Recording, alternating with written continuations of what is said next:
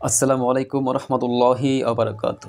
সম্মানিত ভিউয়ার্স, আজকে আমরা একটি ইউনিক আলোচনা করতে যাচ্ছি। সেটি হচ্ছে শেখ সাদী রহমতুল্লাহি আলাই একটি গল্প বর্ণনা করেছেন গুলিস্তা বুলিস্তার মধ্যে।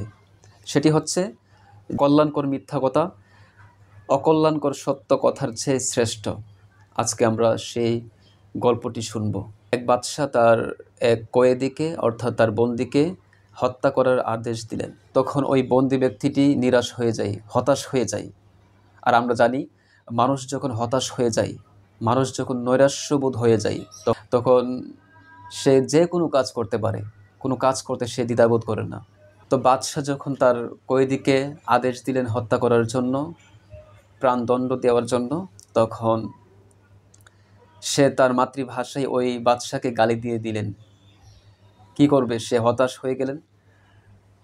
সে তো জানে তার মৃত্যু হয়ে যাবে, তাই সে হতাশ হয়ে ওই বাদশাকে গালি দিলেন। তখন বাদশাহ তার ভাষা বুঝতে পারেনি, না বুঝে তার মন্ত্রীবর্গ থেকে জিজ্ঞেস করেছেন যে সে কি বলল। তখন মন্ত্রীদের মধ্যে দেখবেন দুই ধরনের লোক থাকে, একজন থাকে ভালো, আরেকজন থাকে অসৎ। যে ভালো তার একজন প্রতিদ্বন্দ্বী থাকে, এটাই হচ্ছে রাজদরবারের নিয়ম। সৎ মন্ত্রীবর্গ থেকে একজন লোক বলল, হে বাদশাহ, সে বলল সে একটি কোরআনের আয়াতের অর্থ বলেছে। সে কোরআনের একটি আয়াতের অর্থ বলেছে।